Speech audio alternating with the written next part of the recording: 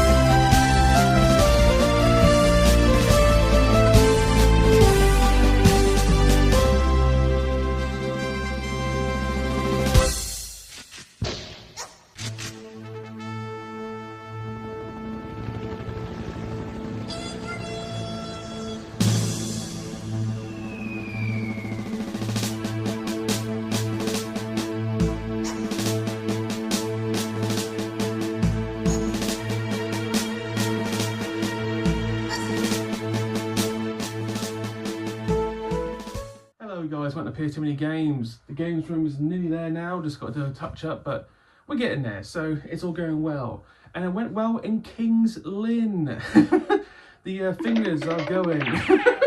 So in King's Lynn we visited two different places, Geek Retreat, which is an independent store, and 4 doors down the actual CEX King's Lynn. One of these stores was fantastic and the other one was actually quite disappointing. We'll get into that a little later on. But the future. We actually hit quite a few places. So we did King's Lynn, but also went to Durham and Norwich on the same day. So you'll be seeing a future episode about Norwich and Durham probably. Fantastic places as always. Always happy to go to independent stores and try my luck. And there was a lot of hit and misses yesterday, that's all I'm saying. I did it yesterday, I'm recording today. On a positive note, after doing some hard research on the internet, I have finally found a list that is not any more definitive than my own, but actually has a number of games that I should be aiming for. So there are a lot of lists online that they all differ. Some have more details than others. This is the most detailed I've seen so far, and I found out on a random Reddit, and it honestly, the amount of effort this list took, and hopefully I can like splice an image in the future of this, was incredible. And I'll try and use this list for like the completism of it all. But basically, as I understand it, and as the list states, there is 2,330 PAL games released. Are you sure about that? Now these are the standard games, right? So basically, we are looking to aim somewhere close to 2,330, which is obviously was between 23 and 2,500. So I was roughly right, but it's nice to have an actual figure number to actually aim for. Also, this online list lists details for all the platinums, all the steelbooks, all the like multi-buys, basically everything PS2 related that was sold, apart from consoles. That's not on the list. But anyway, according to the platinums, 277, which I've never ever heard of before, but it's got a full list of names in order from different regions, obviously Australia, India, that kind of stuff. So it is about definitive as possible. I believe 17 different steelbooks. Now obviously most of the steelbooks we actually have, but a lot of Australian exclusive steelbooks. And I think it was like 60 like 60 plus like cardboard or special. There's difference between cardboard and special editions. I have to go through the list in like real detail in the future. But basically, there's a lot more stuff to find. That is a tad concerning because I have been including the special editions as like their own on the actual sign back there, and we have got a lot of games since. So we're still over 1,800, but we are not as far ahead as I thought we were going to be. But we're still about 1800, so it's still good, but it's nice to know that steelbooks don't count, not steelbooks, special editions don't count as their own versions, as a different subsection of PS2 collecting. It's actually quite detailed. What does the near future hold? Obviously Norwich is coming up soon on the channel. We'll be doing some CEX roulettes because we're now getting to the point now where I need to buy certain games like one by one. And I'm now looking to buy games that actually are not on the CEX website, which is going to be harder than it sounds. I was just going through the list last night. There's certain games that actually not only not on the CEX website, but not on eBay. Sounds stupid. Jackpot Madness, which is a French exclusive, not on CEX website, not on eBay. So that's going to be interesting to find. I've been told though that if you know where you go and know where you're looking, you'll find it. So I'm going to start looking once again to the mainland Europe for certain games. There's also like I think a Portuguese exclusive, which is obviously in Portuguese, and I might splice the name of it underneath in like full Portuguese, but that's not as rare as Jackpot Madness. So someone asked me, are you going for like sub collections at the same time, like complete all the 505 games, complete all the like CEX rarities? I never even thought about that as like a subsection. I mean, it's feasible, but it all comes back into like the whole I'm going to try and get everything. I like the thought though of just trying to get the CEX rarities all done before the actual collection is done. To be fair, it sounds actually easier because once again, there's certain games CEX do not sell. Raw Danger, for instance, and I need to start searching harder for the really obscure titles. A tactical faux pas though, because I actually went shopping on a Saturday, and Kingsland and Norwich were hella busy, and film, especially in the shops I went in. Last Level Games, incredibly busy, so the filming was not brilliant. Norwich CEX, incredibly busy. So honestly, that was the last shot I went in. I was getting mentally drained, so the film was not great for that either. I'm on a bad run of like bad filming, and there are many reasons, but I always try to make sure I don't get in people's way. And obviously, when you're doing YouTube, sometimes you got to bite the bullet and but you don't want to piss other people off doing YouTube because they just look at you and think, "Who's this wanker?" Hey, who's this prick?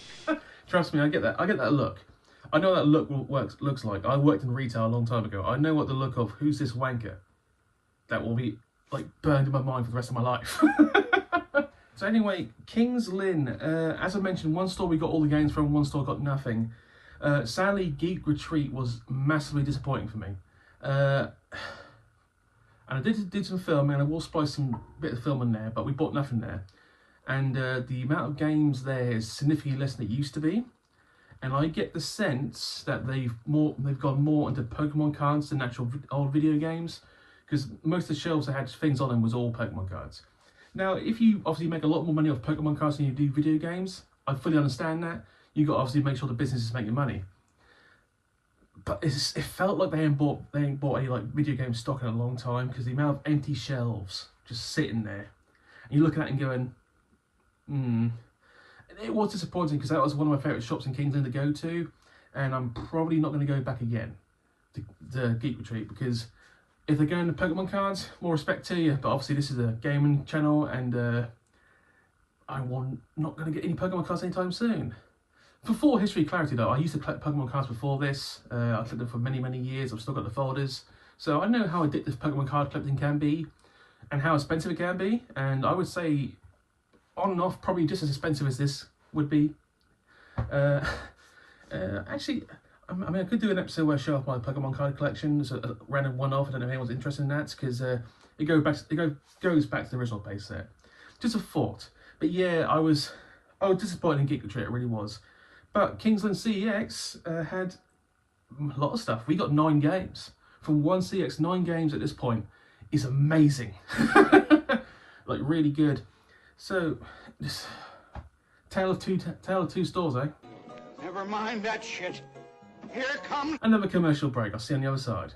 Okay, class, pop quiz. Question number 1. You want to buy a video game system. Super NES gives you 4 free games. Sega gives you no free games. Which do you choose? Number 2. Farmer Brown has 4 chickens to trade for a video game system. Super NES gives him 4 free games. Sega, no free games. Which should Farmer Brown choose? Number 3. Buy any Super NES system and for $3.50 postage, we'll send you Super Mario All-Stars. That's 4 games free. Now, who would miss an offer like that? Could you repeat the question? And we have returned, guys. Now, I mentioned in the past I'm going to decide what I'm going to put here, these shelves permanently. They're just like special editions at the moment. The shelf below that, that's all rarities, all these CEX rarities. And if I just dip down, you see I've got quite a few of them. So I might make that his own shelf. I think someone told me there's 133 different CEX rarities. You don't realise how many there are. But, Jesus Christ.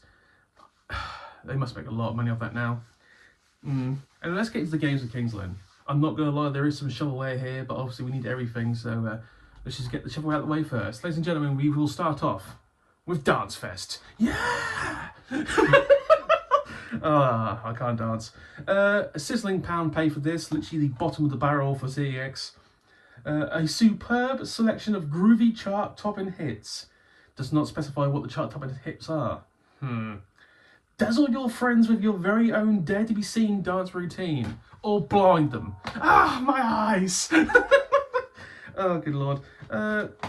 In all seriousness, dance games and SingStar games make money for PS2, so I'm not going to knock it. I need it for collection, never going to play it. Moving on.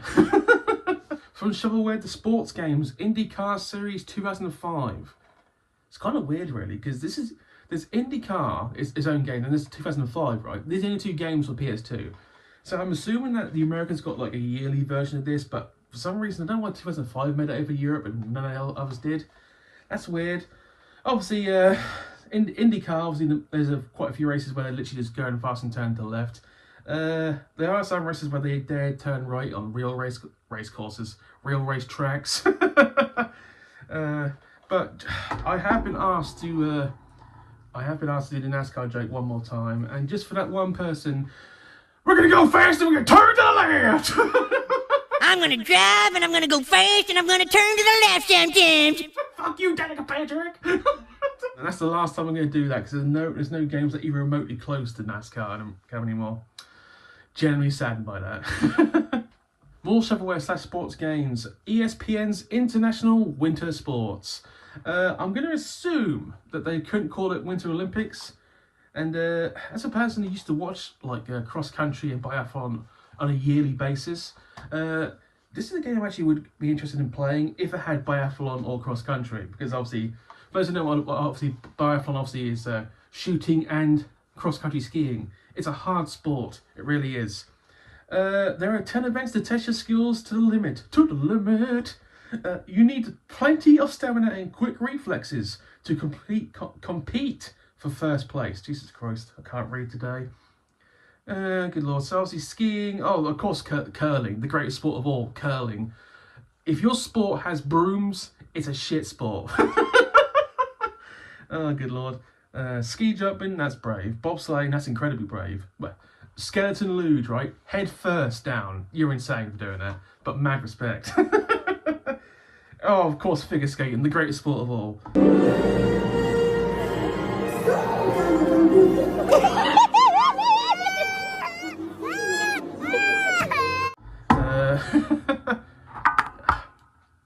Every time I think of figure skating, I think it was Salt Lake City 2002 Olympics, where I think the Olympic judges were actually bribed. I know there's controversy. I might splice in some like images, but I know there's actually been, especially in figure skating, there's always been controversy. It's actually quite a vicious sport. Unbelievable. Now comes a game where it's like another game where it's like, I've got this, I didn't own this. G-Surfers. It's one of those games you see on the shelf all the time, but you look at your list like, I haven't got this. It's some kind of racing game, I'm going to assume. This is the real thing, the world's fastest racer. 30 fiendish tracks, 15 opponents, hell bent on running you off the game. But that's what it says, off the game, not out the game.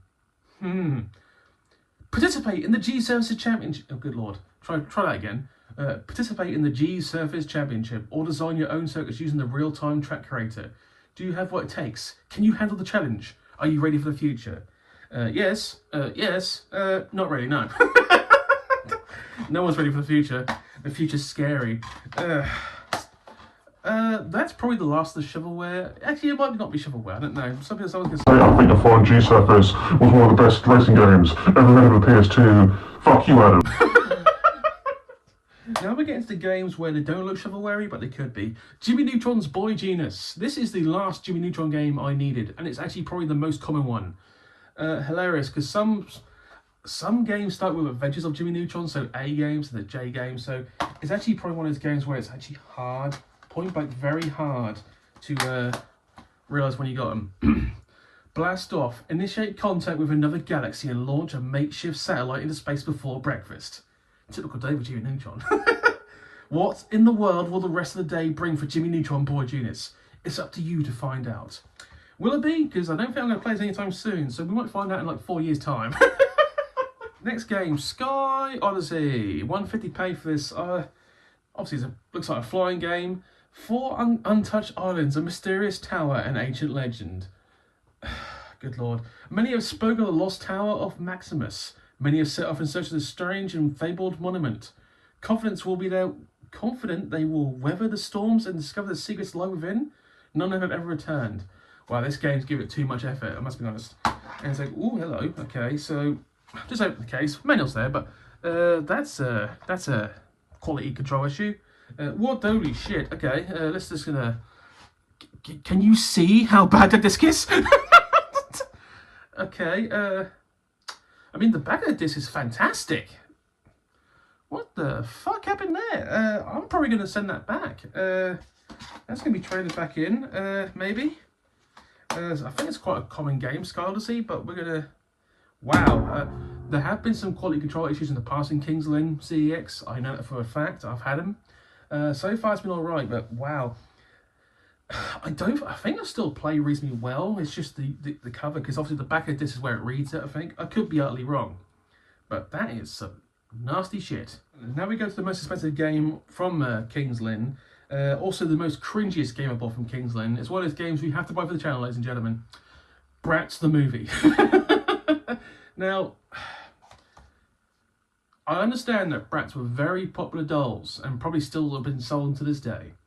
They had 4 games on the PS2, all reasonably expensive games for Bratz. This is one of the cheapest ones. The only one I need left is the really expensive one, like the 30 to 40 pound. Is it the Bratz Get Ready to Rock, something like that? Because I have this, I have Forever Diamonds. Yeah, I'm that sad, I know the titles off by heart. What's the other one? Well, Shell's right there. Rock Angels. So I have 3 of them. I just think the last one, but this is purely for the collection purposes. I will never play this game in my life. But £15 tells me either it's a very collectible thing or it's actually a decent game. And I've been told by other YouTubers, I'm not going to mention their names, that Bratz games apparently shockingly play well. Lights, camera, Bratz. Join them as they meet celebrities, design awesome fashions, and dish out the hottest magazine ever. Share their experience in glitz and glamour of becoming real movie stars. Fuck you, not happening. Penultimate game is actually a game that's been hard to find. I shit you not, Pimp My Ride Euro Street Racing has been shockingly hard to find. You would have thought that a game like this would be reasonably easy. No, honestly, it's been one of those games I've been looking for a while. Do you have what it takes to dominate the streets? No. From the UK to France? From the hills to the road? When you always on the road? Trick out your rye. Trick. So it's in like the font they used to use, and the first letter of each one, if you don't know, the F looks like a T and a T looks like an F. Trick out your ride, take it to the streets. This is one of those games where it's so ridiculous, I'm going to have to try it to see if it's actually a decent game. I doubt it is though, I doubt it's shit. I think it's probably going to be shit. Anyway, the last game is probably the only game that I would actually probably have bought when I was a boy. Sword of the Samurai. This is obviously another Japanese-oriented game. We've been getting a lot of samurai games lately, and rightfully so. Okay. Sword of the Samurai. A true samurai knows not to fear in battle, only the brilliance of the moon in calm water. To become a true samurai, you must embrace the blood-soaked path, where deadly swordcraft must be mastered, legions of adversaries must be conquered, and the secret of history's most exalted samurais shall be discovered. You shall meet such samurais as Miyamoto Musashi or Yagna Yubahai, all wielding weapons and fighting styles. Master the sword for every situation, single opponents, one strike kills. Astonishing combinations. The skills can be yours. I don't know why I went hard on that one, but I did. So all the 9 games I bought, this is probably the only one I would have bought as a boy. The other ones, no, I tell you a lie, I might have bought International Winter Sports, because I'm that kind of person. But the rest of them I would have given a pass. But once again, 9 games at this point for the collection in one shop is outstanding. And Kingsland do have some quality control issues, but they always seem to have a shocking amount of games. So I will probably go back there again sometime in the future, but not there specifically, probably on the way between other destinations. But they've been very helpful again, so thank you, Kingsland CEX. Once again, by the way, great customer service as always. There was a Guitar Hero 2 boxed, but when they brought it out, it was just the white box. There was no sleeve. I was like, no sleeves. No, just no. That's pretty much it for this episode, guys. Please comment and subscribe. We have gotten to 1,500 subs. Outstanding. Sorry, I might be selling a little short.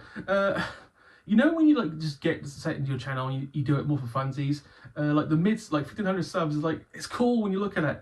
And then he's like, we got to 1,000 subs a year ago and then it slowed down. That's just the way it is. No YouTuber understands how YouTube works. It's all hit and miss. Some YouTubers will just make awesome content and never be noticed.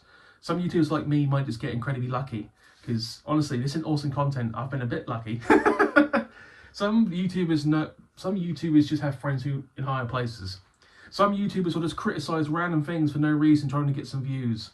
And some YouTubers will just bash CEX for the fuck of it.